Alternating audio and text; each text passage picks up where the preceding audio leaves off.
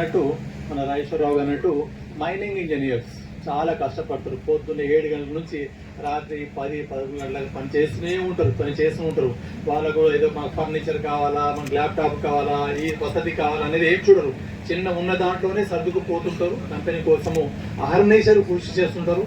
నిజంగా వాళ్ళ ఒక కృషికి మన సంస్థ మొత్తము, నేను ఒక్కనే కాదు, కంపెనీకి ఈరోజు ప్రభుత్వము మనకి ఈ అప్పగించిన బాధ్యతలో అందరూ నా బలం అంటే ఏంటో మీరందరూ నా బలం కాబట్టి మనము కంపెనీలో రేపు అనేక కార్యక్రమాలు సాధించుకునే అవకాశాలు ఉన్నాయి. అండ్ మనకి ముఖ్యంగా మన ట్రేడ్ యూనియన్ ఎలక్షన్స్ చాలా సంవత్సరాల తర్వాత, నెలలు కాదు సంవత్సరాల తర్వాత జరిగినాయి. మనకు సీతారామయ్య గారు, జనప్రసాద్ గారు ఇద్దరు ఉన్నారు ఇప్పుడు మనకి. అలాగే సిఎంఐ ఎలక్షన్స్ కూడా చాలా నుంచి పెండింగ్ ఉండే, మనకు కూడా వాళ్ళకి CMI corporate, CMI company level president వాళ్ళందరూ ఎలక్షన్స్ సాఫీగా అయిపోయింది. వారి మద్దతు కూడా, వాళ్ళు కూడా నాకు బలం. సీతారామయ్య ఒక బలం, జనప్రసాద్ కూడా నాకు పెద్ద బలం. అటు లక్ష్మీపతి గౌడ్ కానీ, ఇటు ఏరియాలో కానీ కార్పొరేట్లో అందరు బలం.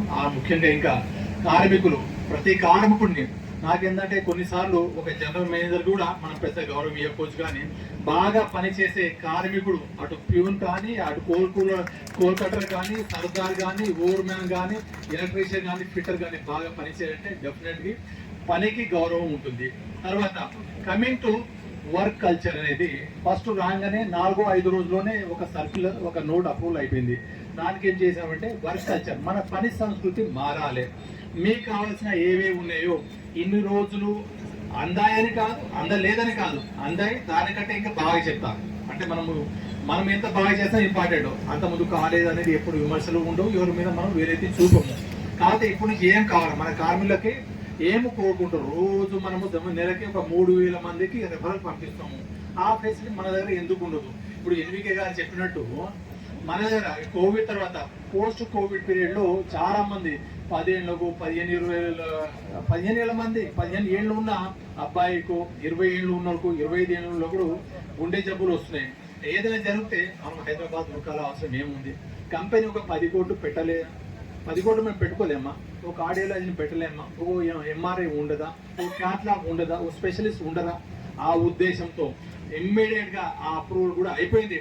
దానిలో ఆర్గనైజేషన్ కృషి చేస్తున్నారు. ఎన్వికే గారు, CMO, NVK, all the personal department అందరినీ ఒక కమిటీగా పెట్టేశాము. వాళ్ళందరూ చేసేసి నెక్స్ట్ మనము గోదావరి ఖండ్లో ఒక సూపర్ స్పెషాలిటీ హాస్పిటల్ని, ఆ తర్వాత మనకు కొత్తగూడెం మెయిన్ హాస్పిటల్ కూడా సూపర్ స్పెషాలిటీ చేస్తున్నాము, చేసి తిరుగుతాము. అండ్ ప్రాసెస్ కూడా చెప్పడం కాదు, ఆల్రెడీ ప్రాసెస్ స్టార్ట్ అయింది, అవి చేస్తాము.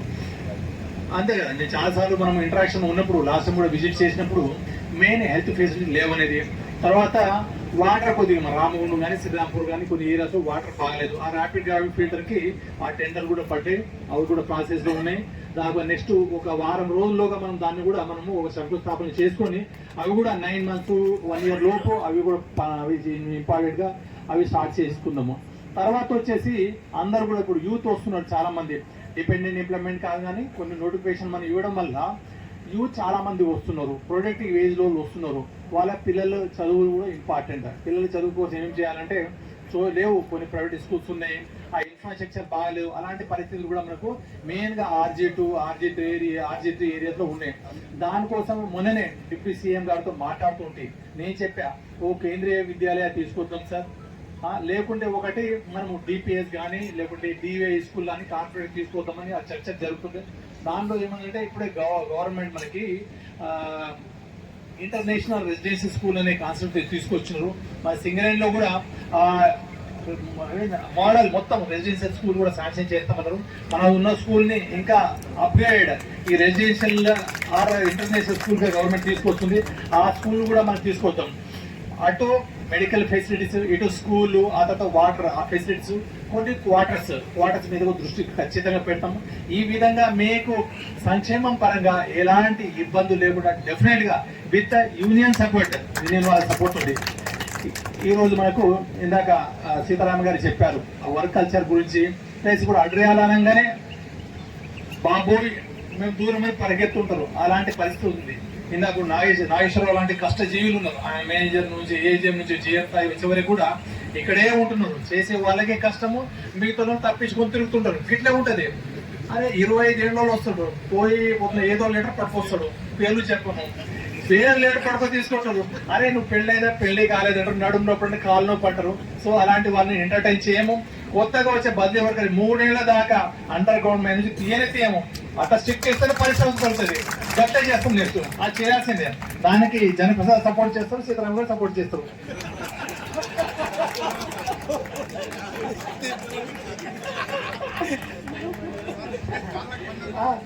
పాపమా 45, 50, 55 ఏళ్లలో 60 ఏళ్లలో మంచి పని చేస్తున్నారు అండర్ గ్రౌండ్ లో. ఏ అండర్ గ్రౌండ్ చూడు వాళ్ళు ఎక్కుంటారు. 25 ఏళ్లలో మాకు సర్ఫేస్ కావాలంటారు. సో అంతే కదా, అది కరెక్ట్ కాదు. అది దానికోసం చేయాలి. దానివల్ల ఇట్లనే పని చేయరు, లేకపోతే బయట మంచి చదువుకుంటారు. పోనీ అమెరికా చదువుకొని, యూరోప్ లో చదువుకొని ఆ సంస్కృతికి రావాలి. మెల్లగా చేద్దాం, ఒకటే రోజులో కాదు. కానీ దాన్ని అయితే ప్రాసెస్ స్టార్ట్ చేస్తాము డెఫినెట్ గా. అండ్ ఇప్పుడు గురువయ్య గారు, నేను డైరెక్టర్ పీపీగా ఉన్నప్పుడు, because JN safety director PP గారితో ఉంటారు. నిజంగా ఒక్కోసారి ఏంటంటే కొన్ని పదవులు ఇచ్చినప్పుడు మా దగ్గర చాలా అంటారు, అరే ఈయన ఏం చేస్తాడు, ఆయనకి ఇట్లా ఉంది, ఆయనకి ఇట్లా ఉంది అంటారు. నేనే అవన్నీ ఒప్పుకోలేదు.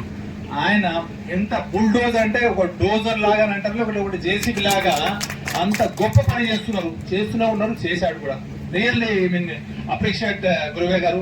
నేను ఎదురు ఉన్నప్పుడు చెప్తే గొప్పతనం కాదు, పబ్లిక్ లో చెప్తేనే అంత బాగా పని చేశారు.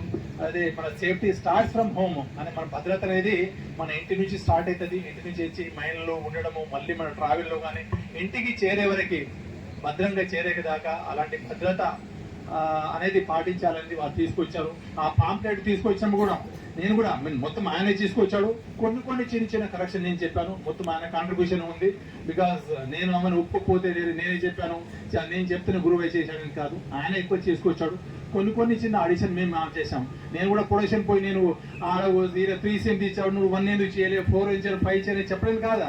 నేను చెప్పలేదు, నాకు కాదు, వాళ్ళే చేసేది మొత్తం. మైనింగ్ ఇంజనీర్ చేసేది సపోర్ట్ గా మనకు అందరు ఏఎన్ఎం ఉంటారు, అటు ఫారెస్ట్ వాళ్ళు ఉంటారు, అటు ఫైనాన్స్ వాళ్ళు ఉంటారు, సపోర్టివ్ గా ఎస్టేట్ వాళ్ళు ఉంటారు. అవన్నీ ఒక సపోర్ట్ సిస్టమ్ గా మనం ఒక టీమ్ గా ముందుకు వెళ్ళాలి.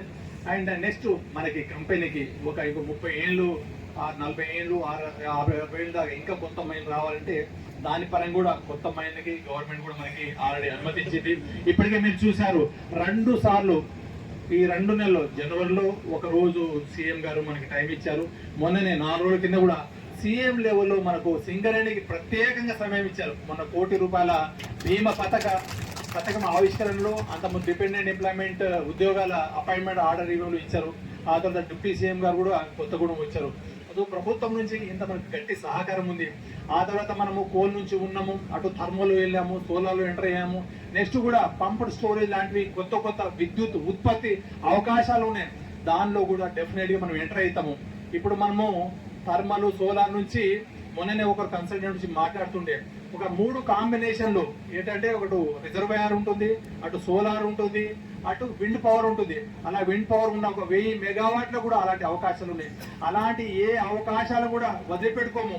కంపెనీ అనేది మీరందరూ గర్వంగా ఫీల్ అయ్యేటట్టు మేమందరము టీమ్గా పనిచేస్తాము.